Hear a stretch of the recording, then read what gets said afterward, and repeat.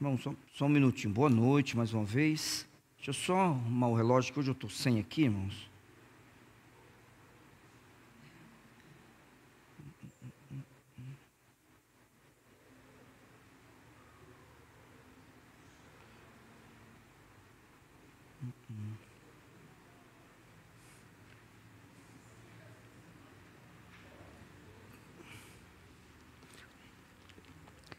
Vamos lá.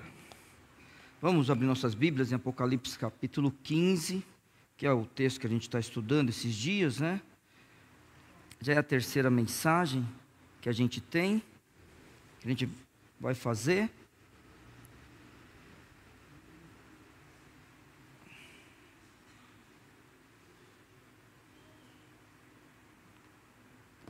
Então, vamos lá.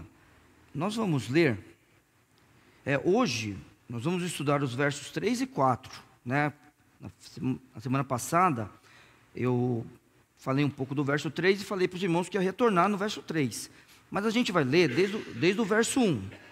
A Bíblia diz assim, ó: E vi outro grande e admirável sinal no céu, 7 anjos que tinham as 7 últimas pragas. Então, a gente só precisa lembrar bem rápido que agora serão as taças, né?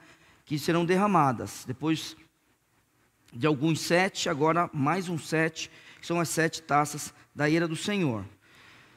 Porque nelas é consumada a ira de Deus. Então, aqui a gente já está indo para o final, essa é a ideia desse interlúdio aqui. E vi como que um mar de vidro misturado com fogo, e também os que saíram vitoriosos da besta, e da sua imagem, e do seu sinal, e do número do seu nome, que estavam junto ao mar de vidro, e tinham as harpas de Deus. A gente veio até aqui e falamos um pouco também do verso 3. E cantavam um cântico, o cântico de Moisés, servo de Deus, e o cântico do Cordeiro, dizendo: Grandes e maravilhosas são as tuas obras, Senhor Deus Todo-Poderoso. Justos e verdadeiros são os teus caminhos, ó Rei dos santos. Quem te não temerá, ó Senhor, e não magnificará o teu nome? Porque só tu és santo. Por isso todas as nações virão e adorarão diante de ti, porque os teus juízos são manifestos. Vamos orar. Pai maravilhoso, obrigado pelas Escrituras, obrigado pela tua palavra, obrigado pelo teu povo reunido aqui na igreja, alguns irmãos, ó Pai, junto conosco, mas assistindo das suas casas. Nós te louvamos por todos que estão, ó Pai, reservando um pouco, separando um pouco do seu tempo para o aprendizado da Bíblia, para a oração, para estar junto ao Senhor Deus como igreja. Eu peço que o Senhor abençoe também o nosso visitante, irmão Mário, ó Pai, que o Senhor o ajude, dê sabedoria a ele, abençoe sua família também, e que, ó Deus Santo, eles consigam encontrar um local para congregar. Que o Senhor abençoe esse momento de estudo, em nome de Jesus. Amém. Então, olha só, como a gente falou na semana passada, cantavam o cântico de Moisés. O cântico de Moisés, como eu falei semana passada, a gente pode pegar 2 textos do Velho Testamento, Êxodo 15 e Deuteronômio 32. Excelente. A dificuldade, né, está aqui, quando ele fala do cântico de Moisés, servo de Deus, e o cântico do Cordeiro, né? Então, quer dizer que existe um grupo aqui, no capítulo 15, que ele sai vitorioso, vamos lembrar, da besta, da sua imagem e do seu número. E eles cantam esse cântico de vitória. Muito bem. Quando a gente pensa no cântico do Cordeiro, a gente não tem um texto que fala sobre o cântico do Cordeiro? Então, aqui está a dificuldade. Eu li hoje o texto daquele pós-tribulacionista chamado George Led, né? E eu achei interessante. Não concordo plenamente com o que ele disse, mas pelo menos é uma ideia que traz menos dificuldade do que outras que eu vi. Ele fala assim que é o cântico de Moisés e do Cordeiro, porque tanto os crentes do Velho Testamento quanto os crentes do Novo Testamento saberão cantar. Eu achei bastante interessante, porém, pelo contexto, aí eu não posso concordar com ele, mas eu queria trazer essa informação para os irmãos, tá? Então vamos lá. Então, de novo, o que ele diz? Ele diz assim: se é de Moisés e do Cordeiro, então todo crente sabe cantar. Acho bacana isso daí. E daí ele engloba os salvos do Novo e do Velho Testamento em um cântico. Não é? Achei bacana. Só que pelo contexto, esses irmãos, como a gente leu e já citou, eles saem vitoriosos da besta. Então é assim, poxa, se sai vitorioso da besta, da sua imagem e do número, e do seu número, os crentes do Velho Testamento passaram por isso? Aí se você, imagina, forçar um pouco e falar sobre os inimigos do povo de Israel durante a história, e falar que eles podem representar a besta, puxa, eu acho que é muito forçoso, mas, né, é aquele negócio, Apocalipse é um texto dificílimo. Muito bem, então quer dizer que pelo menos tem alguém que tenta explicar. Eu acho bastante difícil explicar o cântico do Cordeiro. Pelo que a gente vê aqui, parece também que é um cântico só. E não dois cânticos, um de Moisés e outro do Cordeiro. Como eu falei na semana passada, tem autor que acha que seria melhor falar assim, que a tradução fosse desse jeito, né? O cântico de Moisés, ou seja, o do Cordeiro. Tem gente que fala isso. Então, por isso da dificuldade dessa parte. Muito bem. Dizendo isso, a Bíblia continua também uma coisa que nós falamos na semana passada. Ele vai citar as obras e os caminhos de Deus. Certo? É isso que ele faz. Quando ele fala das obras, a Bíblia diz assim: grandes e maravilhosas são as tuas obras. Quando a gente pensa nisso, na grandeza e na maravilha que é as obras de Deus, a gente pode lembrar que isto é um tema do Velho Testamento. Então, isso, a partir daqui eu não falei na semana passada. Vamos lá? Vamos para o livro dos Salmos? Vamos para o livro dos Salmos? Quando a gente vai para o livro dos Salmos, vamos primeiro pegar o capítulo 24. Então, livro dos Salmos, capítulo 24, no verso 1. Livro dos Salmos, capítulo 24, no verso 1 diz: do Senhor é a terra e a sua plenitude, o mundo e aqueles que nele habitam. E aí a Bíblia diz: porque ele afundou sobre os mares e afirmou sobre os rios. Não precisa ir lá comigo, que eu quero ir no livro dos Salmos, mas só para os irmãos terem aí, olha, no capítulo 38, deixa eu só confirmar aqui, do livro de Jó, não, capítulo 37. Quando você for ler esse capítulo agora, nesse ano na sua leitura anual, no capítulo 37, o subtítulo é Deus deve ser temido pelos seus grandes feitos. Aí quando ele continua a resposta, e você continua a sua leitura no capítulo 38, e você vai vendo coisas que Deus fez. Muito bem, livro dos Salmos ainda, vamos para o capítulo 95, deixa eu ver, não, 92, verso 5, vamos lá. Livro dos Salmos, capítulo 92, verso 5. Quão grandes são, Senhor, as tuas obras, muito profundos são os teus pensamentos. É isso que a Bíblia nos diz. Deixa eu só ver se Isaías, capítulo 12. Muito bem. Isaías capítulo 12. Vai lá comigo, por favor. Vamos continuar. Vamos lá. Isaías capítulo 12, verso 4. E direis naquele dia: dai graças ao Senhor, invocai o seu nome, fazei notório os seus feitos entre os povos, contai quão excelso é o seu nome. Cantai ao Senhor, porque fez coisas grandiosas. Saiba-se isto em toda a terra. Exulta e jubila, ó habitante de Sião, porque grande é o Santo de Israel no meio de ti. Então a gente sabe realmente que as obras do nosso Deus são grandiosas. Então esse povo, ele está vindo com um cântico e ele está exaltando as obras do Senhor, e ele diz sobre o Senhor assim: E cantavam o cântico de Moisés, servo de Deus, e o cântico do Cordeiro, dizendo: grandes e maravilhosas são as tuas obras, Senhor Deus Todo-Poderoso. Deus é grandioso e suas obras são grandes, como um tema do Velho Testamento. Quando você vê esse povo cantar, o Senhor Deus continua sendo grande, porque mesmo na condição que esse povo, que sai vitorioso da besta, mesmo na condição que ele está, Deus continua agindo nessa terra. E é aquele negócio. Quando você pensa na época da grande tribulação, o que acontecerá é que muitas coisas acontecerão não com a igreja, não com aqueles que não têm a marca. É claro que a gente sabe que a besta ela vai lutar contra eles, mas ela não vai vencer todos. E aqueles, e quando a gente fala vencer é porque vão morrer, tá, irmãos? Só que a gente não pode esquecer que para a besta é vitória, mas para nós também é vitória. Morrer por Cristo é vitória. Lembra da semana passada? Os apóstolos se alegraram de terem sofrido por Cristo.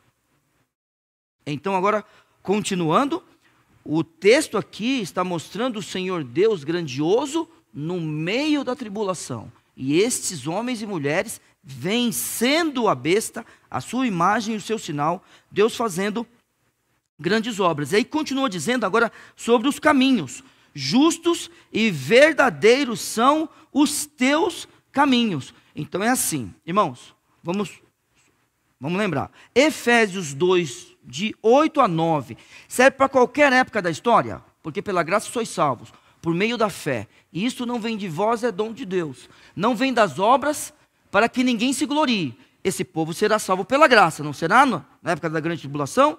Porque somos feituras suas, criadas em Cristo Jesus. Não é a ideia de ser criada a imagem de Deus.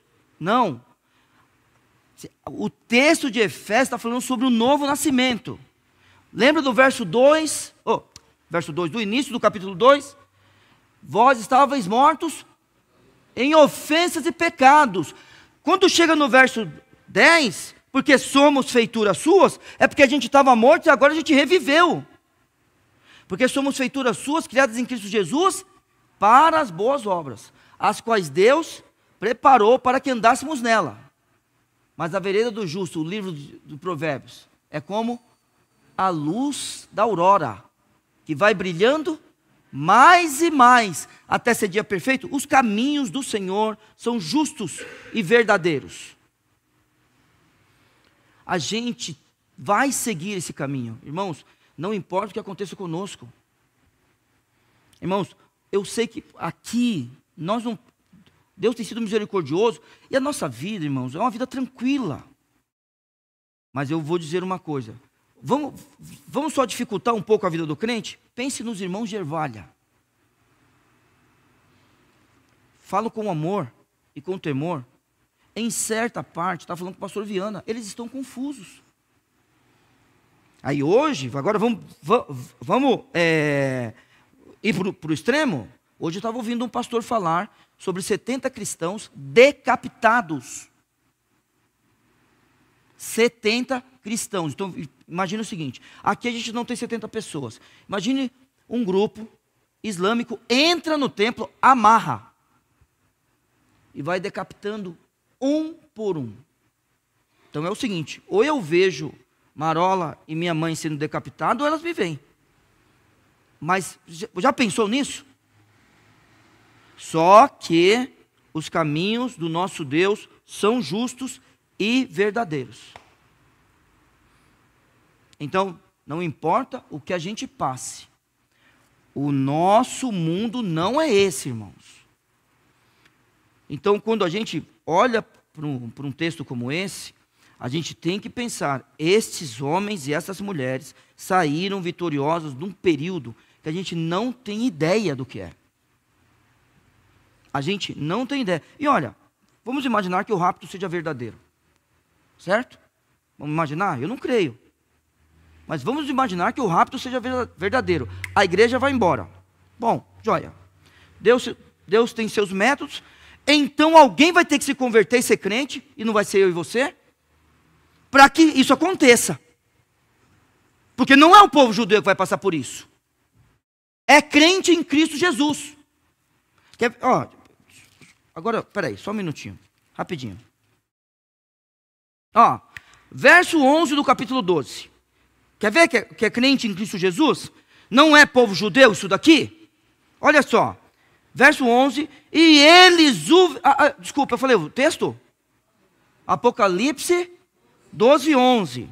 E eles o venceram pelo sangue do Cordeiro e pela palavra do seu testemunho, e não amaram as suas vidas até a morte. Qual é a vitória deles? É em Cristo.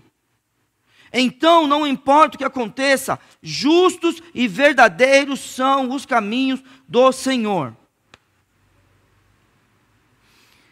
Nós precisamos crer nisso, e aí, isso também já é um preparo para as taças, hein? Quando ele diz que justos e verdadeiros são, a gente vai pensar, Neil, é juízo ou são atos de justiça aqui? Deixa eu ver, pastor Viana, vê aí na NVT como está, por favor. Alguém tem NVI aí? Alguém tem NVI? Não? Ixi, mas vai estar difícil para o senhor? Veja aí, vê aí na NVT. Enquanto o pastor Viana procura lá, o capítulo 15, verso 4, verso 3, a parte que fala de justos e verdadeiros. Não, deixa eu ver, esse.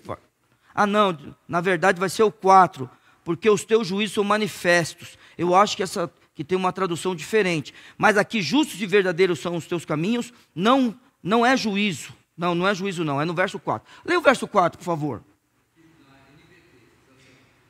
Quem não te temerá, Senhor? Quem não glorificará o teu nome? Pois tu és santo. Todas as nações virão e adorarão diante de ti, pois teus feitos de justiça foram revelados. Está vendo? E aqui está os teus juízos são manifestos. Até eu vi uma crítica de um autor em relação à tradução que a gente usa. Que ele fala que a melhor seria essa, né? Pelo contexto também. Mas de qualquer forma, a gente está vendo, não importa o que esteja acontecendo, estes homens, essas mulheres que venceram pelo sangue do Cordeiro, saem vitoriosos desse período da besta, e olha, não importa, talvez eles viram pessoas morrendo por causa de Cristo, e eles cantam em louvor a Deus, dizendo, justos e verdadeiros são os teus caminhos. E ele diz, ó Rei dos santos. Em outros lugares também está escrito Rei das nações, e pelo contexto, aí eu também concordo, eu não leio em grego, os irmãos sabem disso, mas pelo contexto, eu acho que deveria ser Rei das nações mesmo, tá? Mas, como não está deitadinho aqui na nossa Bíblia, eu acho que os irmãos usaram, está escrito no manuscrito que os irmãos usaram para traduzir Rei dos santos, tá? Mas aí na NVT é Rei das nações, não é? E alguém tem um NVI aí? É o quê? Rei das nações, né? Eu não sei se é só a nossa tradução que usa o Rei dos santos. Eu vou até olhar a Bíblia que minha mãe me deu quando eu era criança. Eu quero ver se está qual é a palavra que usa lá. Depois, nas Bíblias um pouco mais antigas. Mas aqui na nossa, pelo menos na Bíblia que a gente usa agora, é Rei, ó Rei dos santos. Mas pelo contexto, preste atenção. Quem te não temerá, ó Senhor? Olha só, parece que é as nações, e não magnificará o teu nome, porque só tu és santo. Por isso, agora não temos dúvida, todas as nações virão e adorarão a ti, adorarão diante de ti, porque os teus juízos são manifestos. Muito cuidado aqui. Então, primeira coisa, cuidado. Por quê? Porque o texto não está falando que todo mundo será salvo.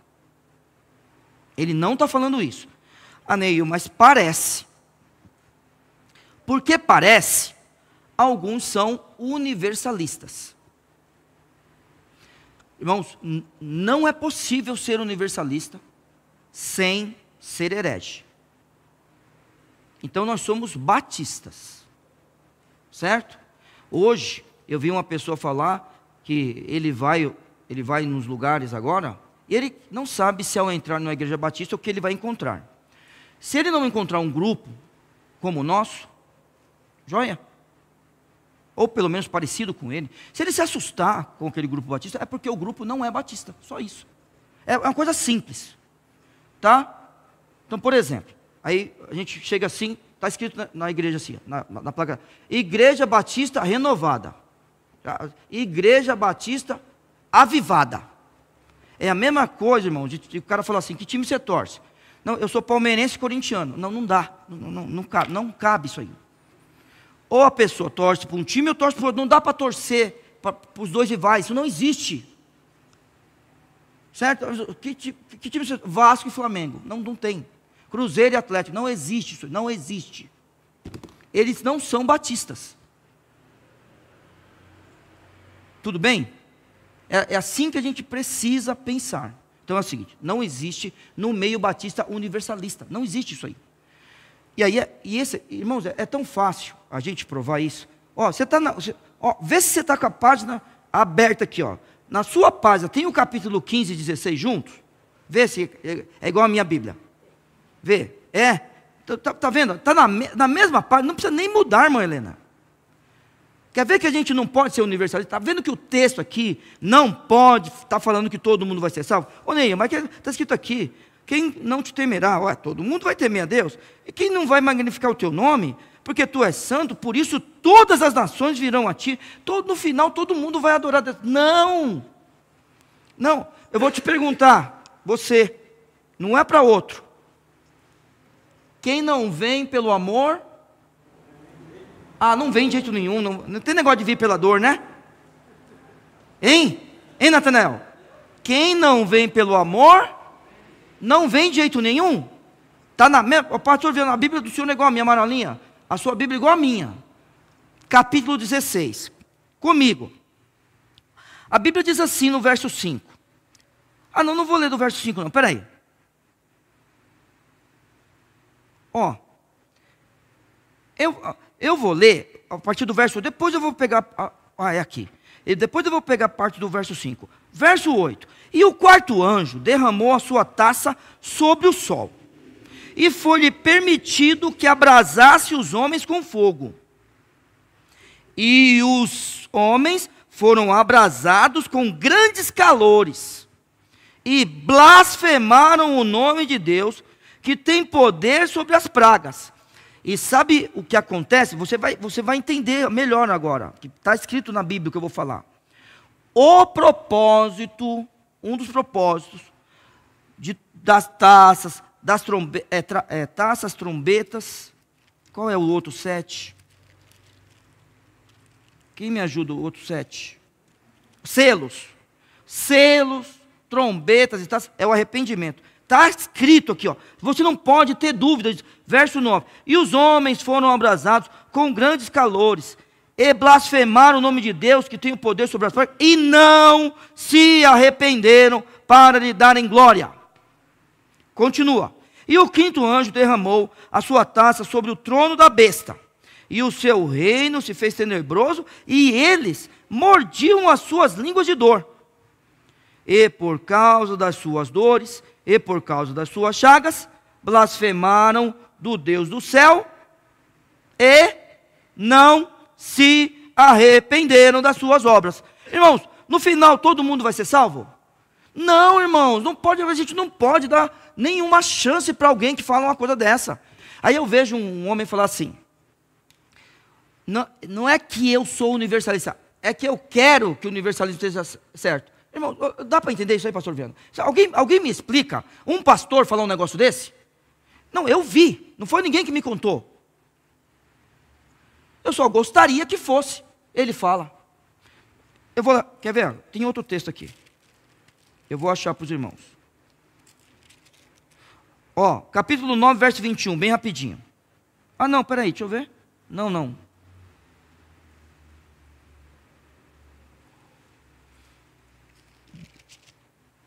Peraí, esse aqui, acho que não é bom, não.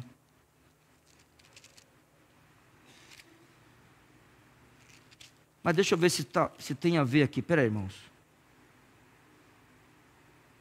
Sim, serve sim. Verso 20 e 21, me ajuda, desculpa, do capítulo 9, serve sim. Estão aí no capítulo 9 comigo?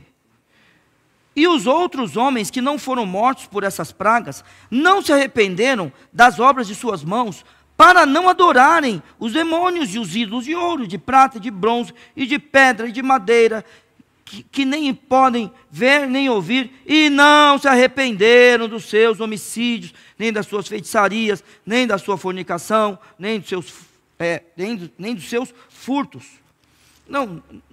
Isso não significa que todos serão salvos, irmãos. Não significa. Quem não te temerá e não magnificará o teu nome, irmãos, dentro daqueles que terão acesso à palavra, terão a oportunidade de se arrependerem. E se arrependerem, porque assim, irmãos, se a pessoa pode obedecer ou desobedecer, ela pode crer ou não crer. Aí, sobre ela, ou vem a ira de Deus ou a misericórdia. Não tem outra coisa, irmãos. Ou vem a ira do Senhor, ou vem a misericórdia. Quem não te temerá, quem não magnificará o teu nome, é aquele que crê. Sobre ele vem a misericórdia. A gente tem que adorar esse Deus, que traz vitória para nós até no meio de uma situação como essa em que a besta domina. E ela não domina, não é olha, irmãos, vocês sabem, vocês estão vivendo, nós estamos vivendo uma época que você vê o que os poderosos fazem. Você vê o que os poderosos... Olha, é o seguinte, esses dias, uma pessoa foi encontrada com 1,5 toneladas de droga. Existe um negócio chamado, nesse país, não sei o que de custódia, audiência de custódia, tá certo? Essa pessoa foi liberada. Ela foi liberada. O juiz, ele foi afastado. Eu fui atrás para saber o que aconteceu. O juiz foi afastado, mas ela foi liberada, irmãos. E eu não quero saber de que lado a gente está da política, a gente é crente. Aí tem uma mulher que escreveu numa estátua e está presa. Ela é assunto aí, agora. Ela escreveu na estátua. Pegou um batom e escreveu na estátua. Está presa. Aí você vê um país em que o candidato fala, a gente vai entregar as atas. Quando ele ganha, não entrega mais as atas para ninguém.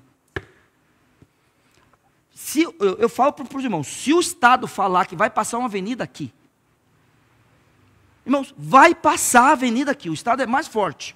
Sempre pensa assim, o Estado é mais forte. Então, mas só que não é só isso, irmãos. A força da besta é uma coisa que a gente não tem ideia. Porque até milagre, a besta que vem da terra fará. É isso que vai acontecer. Então, quando fala que vence a besta, vence a sua imagem e vence o seu número, esse povo aqui, irmãos, ele venceu o poder do Estado, o poder religioso mundial e o poder econômico. Neil, como isso vai acontecer? Eu não sei, eu só sei que eles saem vitoriosos cantando. O Senhor Deus não está falando para nós como vai acontecer isso, mas Ele está falando que vai ter vitória. E dentro desses que tiveram isso, que viram isso, passaram por isso, aí eles irão cantar e vão glorificar a esse Deus, que ele diz assim, quem não te temerá e quem não vai magnificar o teu nome. E aí, irmãos, o meu tempo já acabou. A Bíblia, ele dá aqui 3 motivos. O primeiro motivo é porque só tu és santo. Então, eles querem adorar a esse Deus. O outro motivo é que por isso as nações virão a ti, porque o Senhor é tremendo, o Senhor nos livrou, nós vamos magnificar o Senhor, não somente a gente, mas todas as nações. Temos que pregar o Evangelho mesmo, e todas as nações irão lá e vão adorar diante do Senhor. E ele diz, porque os teus juízos são manifestos. Aí eu só vou ler. O verso 5 diz assim, do capítulo 16, e ouvi o anjo das águas, que dizia, justo és tu. Tá? Só que daí o texto é assim, verso 1 do capítulo 16.